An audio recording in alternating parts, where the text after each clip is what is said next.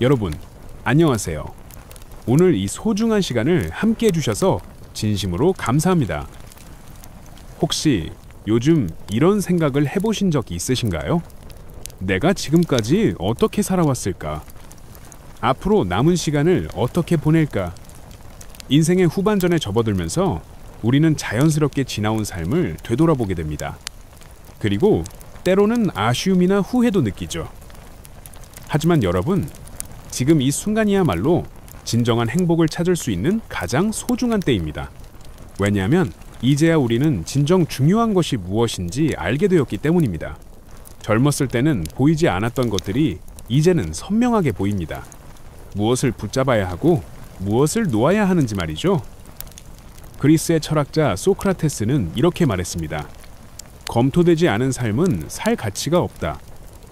오늘 저는 여러분과 함께 우리의 삶을 검토하고 인생의 후반전을 더욱 행복하고 후회 없이 살아가기 위한 5가지 원칙에 대해 깊이 있게 나눠보고 싶습니다. 이 원칙들은 수많은 인생 선배들의 지혜와 경험, 그리고 심리학적 연구를 바탕으로 한 것들입니다. 편안한 자세로 앉아서 차 한 잔 마시며 함께 이 여정을 떠나보실까요? 첫 번째 원칙, 과거의 짐을 내려놓으세요. 지금 잠시 눈을 감고 마음속 깊은 곳을 들여다보세요. 그곳에는 어떤 것들이 자리하고 있나요? 혹시 몇 년 전, 아니 몇십 년 전의 후회나 상처가 여전히 여러분의 마음을 무겁게 하고 있지는 않나요? 그때 다른 선택을 했더라면 왜 그 말을 했을까? 좀 더 용기를 냈더라면? 이런 생각들이 머릿속을 맴돌고 있다면 여러분은 혼자가 아닙니다. 우리 모두는 과거의 어떤 순간들을 가슴에 품고 살아갑니다. 하지만 여기서 중요한 질문을 해보겠습니다. 과거에 대한 후회나 아쉬움이 지금 여러분의 행복에 도움이 되고 있나요? 심리학자들의 연구에 따르면 과거에 지나치게 집착하는 사람들은 현재의 기쁨을 놓치고 미래에 대한 희망도 잃기 쉽다고 합니다. 마치 무거운 짐을 지고 산을 오르는 것과 같죠? 불교의 창시자 부처는 이런 말을 남겼습니다. 과거를 쫓지 말고 미래를 기대하지 마라. 과거는 이미 지나갔고 미래는 아직 오지 않았다. 현재의 순간을 명확히 보라. 이 말씀이 2500년이 지난 지금도 우리에게 깊은 울림을 주는 이유는 무엇일까요? 실제로 한 할머니가 이런 말씀을 하셨습니다. 70년을 살면서 깨달은 것은 내가 걱정했던 일의 90%는 실제로 일어나지 않았고 후회했던 일들의 대부분은 나중에 보니 오히려 좋은 결과를 가져왔다는 것이었어요. 그렇다면 어떻게 과거를 받아들이고 내려놓을 수 있을까요? 첫째, 과거의 경험을 성장의 자산으로 바라보는 것입니다. 여러분이 겪었던 모든 일들, 심지어 실수나 실패까지도 지금의 여러분을 만든 소중한 경험입니다. 그 경험들이 없었다면 지금의 지혜와 깊이도 없었을 겁니다. 둘째, 용서의 힘을 활용하는 것입니다. 자신을 용서하는 것부터 시작하세요. 그리고 여러분을 아프게 했던 사람들도 용서해 보세요. 마하트마 간디는 말했습니다. 약한 자는 용서할 수 없다. 용서는 강한 자의 특권이다. 용서는 상대방을 위한 것이 아니라 여러분 자신을 위한 것입니다. 셋째, 매일의 놓아주기 의식을 만드는 것입니다. 매일 잠들기 전 5분 정도 시간을 내어 과거의 걱정이나 후회를 의식적으로 놓아주는 시간을 가져보세요. 숨을 깊이 들이마시며 받아들입니다 라고 말하고 내쉬며 놓아줍니다 라고 말해보세요. 지금 여러분과 함께 간단한 실습을 해보겠습니다. 편안히 앉아서 눈을 감아주세요. 숨을 천천히 들이마시고 내쉬면서 마음속에 떠오르는 한 가지 후회나 아쉬움을 떠올려 보세요. 그리고 마음속으로 이렇게 말해보세요. 나는 그때 최선을 다했고 그 경험을 통해 지금의 내가 되었다. 나는 그 과거를 고맙게 받아들이고 이제 놓아준다. 독일의 철학자 니체는 말했습니다. 과거의 모든 것을 그렇게 원했다고 말할 수 있을 때 비로소 자유로워진다. 이런 과정을 통해 과거의 무거운 짐을 하나씩 내려놓을 수 있습니다. 두 번째 원칙, 지금 이 순간에 집중하세요. 여러분, 행복은 어디에 있을까요? 많은 사람들이 언젠가 이런 일이 일어나면 행복할 거야 또는 과거 그때가 좋았어 라고 말합니다. 하지만 진정한 행복은 바로 지금, 이 순간에 있습니다.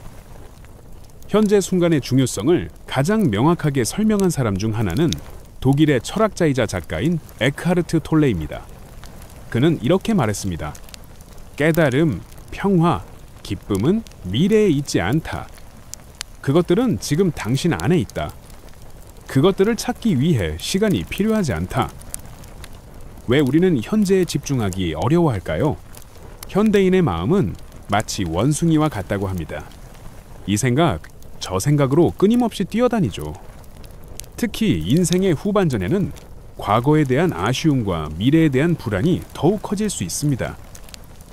하지만 여러분, 실제로는 우리가 통제할 수 있는 것은 오직 현재뿐입니다. 과거는 이미 지나갔고 미래는 아직 오지 않았습니다. 프랑스의 철학자 블레즈 파스칼은 이렇게 표현했습니다. 우리는 결코 현재에 살지 않는다. 우리는 과거를 회상하거나 미래를 예상하면서 결코 오지 않을 시간을 기다리며 현재를 잃어버린다. 그렇다면 어떻게 현재 순간을 경험할 수 있을까요? 첫 번째 방법은 오감을 활용한 현재 경험하기입니다. 지금 이 순간 여러분이 듣고 있는 소리에 집중해 보세요. 제 목소리, 주변의 소음, 여러분의 호흡 소리, 그리고 몸의 감각도 느껴보세요. 의자에 앉아 있는 느낌, 옷이 피부에 닿는 느낌, 공기의 온도.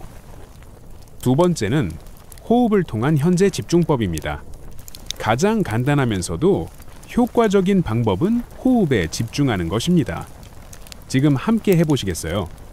코로 천천히 숨을 들이마시면서 하나, 둘, 셋, 넷을 세어보세요. 그리고 잠시 멈춘 후 입으로 천천히 내쉬며 다섯, 여섯, 일곱, 여덟을 세어보세요. 이 과정을 5번 반복해 보겠습니다. 들이마시며 하나, 둘, 셋, 넷, 잠시 멈춤, 내쉬며 다섯, 여섯, 일곱, 여덟, 다시 들이마시며 하나, 둘, 셋, 넷, 잠시 멈춤, 내쉬며 다섯, 여섯, 일곱, 여덟. 세 번째, 들이마시며 하나, 둘, 셋, 넷, 잠시 멈춤, 내쉬며 다섯, 여섯, 일곱, 여덟. 네 번째, 들이마시며 하나, 둘, 셋, 넷, 잠시 멈춤, 내쉬며 다섯, 여섯, 일곱, 여덟. 마지막으로 들이마시며 하나, 둘, 셋, 넷, 잠시 멈춤, 내쉬며 다섯, 여섯, 일곱, 여덟. 어떠신가요? 마음이 조금 더 차분해지고 현재에 집중되는 느낌이 드시나요? 세 번째는 일상 속 마음 챙김 실천입니다. 식사를 할 때는 음식의 맛과 향을 온전히 느끼고, 걸을 때는 발걸음과 주변 풍경에 집중하고, 사람과 대화할 때는 상대방의 말에 완전히 집중해 보세요. 틱나탄 스님은 이렇게 말씀하셨습니다. 과거는 이미 사라졌고 미래는 아직 여기 있지 않다. 우리가 진정으로 살 수 있는 순간은 바로 지금뿐이다. 현재에 집중하는 습관을 기르면 어떤 변화가 일어날까요? 한 연구에 따르면 마음 챙김을 실천하는 사람들은 스트레스가 줄어들고 행복감이 증가하며 집중력과 기억력도 향상된다고 합니다. 또한 인간관계도 더욱 깊어지고 풍요로워진다고 합니다. 실제로 한 60대 남성분이 이런 경험을 나누어 주셨습니다. 매일 아침 10분씩 마음챙김 명상을 하기 시작했더니 30년 넘게 함께 살았던 아내의 새로운 모습들을 발견하게 되었어요. 그리고 평범한 일상이 이렇게 아름다운 줄 몰랐습니다. 세 번째 원칙, 관계의 우선순위를 재정립하세요. 여러분, 인생에서 가장 중요한 것이 무엇이라고 생각하시나요? 돈일까요? 명예일까요? 건강일까요? 하버드 대학교에서 80년 넘게 진행한 연구가 있습니다. 수백 명의 사람들을 평생에 걸쳐 추적 조사한 결과 인생의 행복을 결정하는 가장 중요한 요소는 바로 좋은 인간관계였습니다. 나이가 들면서 우리는 이 사실을 더욱 깊이 깨닫게 됩니다. 젊을 때는 성취와 성공에 집중했다면 이제는 사람과의 관계가 얼마나 소중한지 알게 되죠. 아리스토텔레스는 이렇게 말했습니다. 친구 없이는 아무도 살기를 원하지 않을 것이다. 비록 다른 모든 좋은 것들을 가지고 있다 하더라도, 하지만 여기서 한 가지 중요한 깨달음이 있습니다. 모든 관계가 똑같이 중요한 것은 아니라는 것입니다. 젊을 때는 많은 사람들과 넓은 인맥을 유지하려고 노력했을 수도 있습니다. 하지만 인생의 후반전에선 관계의 양보다 질이 더 중요합니다. 진정한 관계란 무엇일까요? 있는 그대로의 여러분을 받아주는 관계입니다.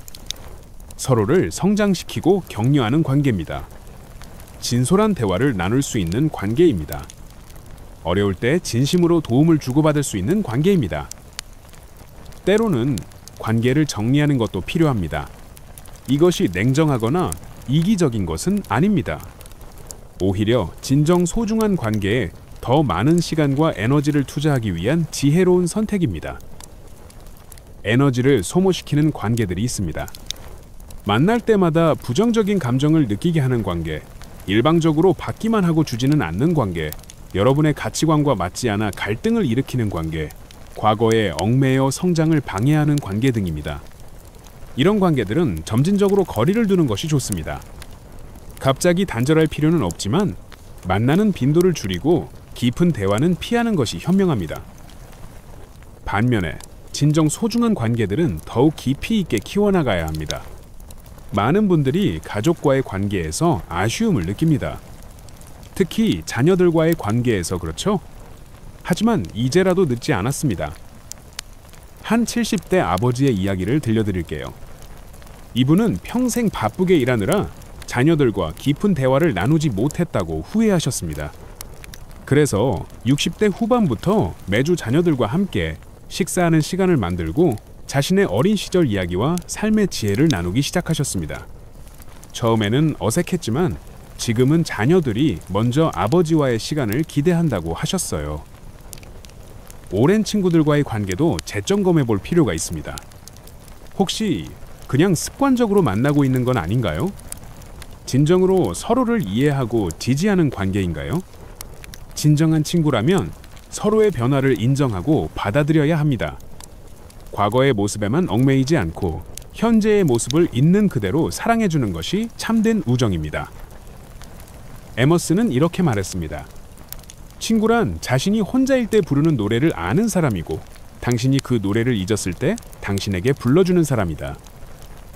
나이 든다고 해서 새로운 관계를 만들 수 없는 것은 아닙니다. 오히려 이제야 진정한 자신을 바탕으로 한 관계를 만들 수 있습니다. 취미나 관심사를 공유하는 사람들과 만나보세요. 같은 관심사를 가진 사람들과는 자연스럽게 깊은 유대감을 형성할 수 있습니다. 봉사활동을 통한 만남도 좋습니다. 봉사활동은 단순히 남을 돕는 것을 넘어서 비슷한 가치관을 가진 사람들과 만날 수 있는 좋은 기회입니다. 새로운 것을 배우는 과정에서 만나는 사람들과도 의미 있는 관계를 만들 수 있습니다. 관계 개선을 위한 실천 방법을 말씀드리겠습니다. 첫째, 진솔한 대화하기입니다. 표면적인 대화에서 벗어나 진솔한 마음을 나누어 보세요. 자신의 감정과 생각을 솔직하게 표현하고 상대방의 이야기도 진심으로 들어주세요. 둘째, 감사 표현하기입니다. 소중한 사람들에게 감사의 마음을 표현하세요. 고맙다는 말 한마디가 관계를 더욱 깊게 만들 수 있습니다. 볼테르는 말했습니다. 감사는 마음의 기억이다. 셋째, 정기적인 만남 계획하기입니다. 소중한 사람들과 정기적으로 만나는 시간을 만들어 보세요. 매월 첫째 주, 토요일, 매주 수요일, 오후 등 구체적인 계획을 세워보세요. 네 번째 원칙, 새로운 도전에 두려워하지 마세요. 이제 나이도 많은데 새로운 걸 해서 뭐해? 지금 시작해봐야 별 소용없어. 혹시 이런 생각을 해보신 적 있으신가요? 나이가 들면서 새로운 도전에 대한 두려움이 커지는 것은 자연스러운 일입니다. 하지만 이 두려움이 여러분의 성장과 행복을 가로막는다면 한번 다시 생각해 볼 필요가 있습니다. 81세에 에베레스트 등반에 성공한 일본인 미우라 유이치로, 78세에 대학원에 입학한 김복동 할머니, 63세에 처음 그림을 시작해서 세계적인 화가가 된 그랜드마 모지스. 이분들의 공통점은 무엇일까요? 바로 나이를 핑계로 꿈을 포기하지 않았다는 것입니다. 이분들은 지금이 적기라고 생각하며 새로운 도전을 시작했습니다. 미켈란젤로는 87세의 세상을 떠나기 직전까지도 나는 아직도 배우고 있다라고 말했습니다. 이 말은 학습과 성장에는 나이 제한이 없다는 것을 보여줍니다. 사실 인생의 후반전에 하는 도전에는 젊을 때와는 다른 특별한 장점들이 있습니다. 첫째, 순수한 동기입니다. 이제는 남에게 보이기 위해서나 성공을 위해서가 아니라 순수하게 자신이 좋아하고 즐기기 위해서 도전할 수 있습니다. 둘째, 풍부한 경험과 지혜입니다. 젊을 때보다 훨씬 많은 경험과 지혜를 바탕으로 새로운 것에 접근할 수 있습니다. 이는 큰 강점입니다.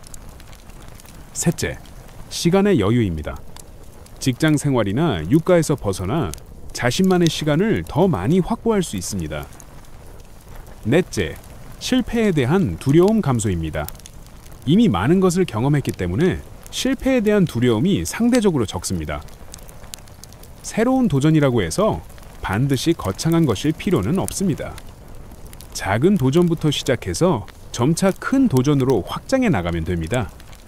창작 활동으로는 그림 그리기, 사진 찍기, 글쓰기, 시쓰기, 음악 연주, 노래 부르기, 요리, 베이킹 등이 있습니다. 신체 활동으로는 새로운 운동 배우기, 요가, 태극권, 수영, 등산, 걷기, 댄스 배우기 등이 있습니다. 학습 활동으로는 새로운 언어 배우기, 컴퓨터나 스마트폰 활용법 익히기, 역사나 문학 등 관심 분야 공부하기 등이 있습니다. 사회 활동으로는 봉사 활동 참여, 동호회 활동, 여행 계획하고 실행하기 등이 있습니다. 새로운 도전에서 가장 큰 걸림돌은 실패에 대한 두려움입니다. 하지만 인생의 후반전에서 실패는 어떤 의미일까요? 한 70대 할아버지가 이런 말씀을 하셨습니다. 이 나이에 무슨 실패가 두렵겠어요. 망해도 잃을 게 별로 없고 성공하면 보너스죠. 오히려 도전하지 않고 후회하는 게 더 무서워요. 샘유얼 울만은 이렇게 말했습니다. 청춘은 인생의 한 시기가 아니라 마음의 상태이다. 장밋빛 뺨, 붉은 입술, 유연한 무릎이 청춘이 아니다. 그것은 의지의 단련, 상상력의 품격, 감정의 활력이다. 실패는 끝이 아니라 새로운 시작입니다. 그리고 도전 자체가 이미 성공입니다. 지금 당장 할 수 있는 작은 도전부터 시작해보세요. 오늘 할 수 있는 작은 도전들이 있습니다. 평소에 가보지 않은 길로 산책하기, 새로운 음식 만들어 보기, 오래된 친구에게 안부 전화하기, 혼자 영화관 가기, 새로운 책 읽기 시작하기 등입니다. 이런 작은 도전들이 쌓여서 큰 변화를 만들어냅니다. 새로운 도전을 할 때는 주변의 지지가 중요합니다. 가족이나 친구들에게 여러분의 계획을 이야기하고 응원을 받아보세요. 때로는 함께 도전할 동반자를 찾는 것도 좋습니다. 공자는 이렇게 말했습니다. 배우고 때때로 익히면 또한 기쁘지 아니한가. 새로운 것을 배우고 익히는 기쁨은 나이와 상관없이 우리 모두에게 주어진 선물입니다. 다섯 번째 원칙, 매일 작은 성취를 만드세요. 여러분은 매일 밤 잠자리에 들 때 어떤 기분이신가요? 오늘도 별다른 일 없이 하루가 지나갔네. 이런 생각이 드신다면 오늘부터 작은 성취를 만드는 습관을 시작해보세요. 작은 성취란 거창한 것이 아닙니다. 하루에 한 가지씩 자신이 계획한 것을 해내는 것입니다. 이것이 쌓이면 놀라운 변화를 만들어냅니다. 벤자민 프랭클린은 이렇게 말했습니다. 작은 일에서의 절약이 큰 부를 가져온다. 이는 돈에만 적용되는 말이 아닙니다. 작은 성취의 축적이 인생에 큰 만족을 가져다 준다는 뜻이기도 합니다. 심리학에서는 이를 자기 효능감이라고 부릅니다. 작은 성취를 통해 나는 할 수 있다는 믿음이 강해지고 이것이 더 큰 도전으로 이어집니다. 또한 성취감은 뇌의 도파민 분비를 촉진합니다. 도파민은 행복감과 동기를 높여주는 신경 전달 물질입니다. 즉, 작은 성취가 실제로 여러분을 더 행복하게 만드는 것입니다. 어떤 것들이 작은 성취가 될 수 있을까요? 건강 관련으로는 30분 산책하기, 물 8잔 마시기, 11시 전에 잠자리에 들기, 스트레칭 10분 하기 등이 있습니다. 학습 관련으로는 책 10페이지 읽기, 새로운 단어 5개 익히기, 일기 쓰기, 뉴스 읽고 생각해보기 등이 있습니다. 관계 관련으로는 가족에게 안부 전화하기, 친구에게 문자 보내기, 이웃과 인사하기, 누군가에게 친절 베풀기 등이 있습니다. 취미 관련으로는 사진 한 장 찍기, 그림 그리기, 요리 레시피 하나 시도해보기, 좋아하는 음악 듣기 등이 있습니다. 정리 관련으로는 방 한 구석 정리하기, 서랍 하나 정리하기, 옷장 정리하기, 책상 정리하기 등이 있습니다. 작은 성취를 더욱 의미 있게 만들려면 기록해보세요. 간단한 수첩이나 스마트폰 메모장에 매일 한 줄씩 적어보는 것입니다.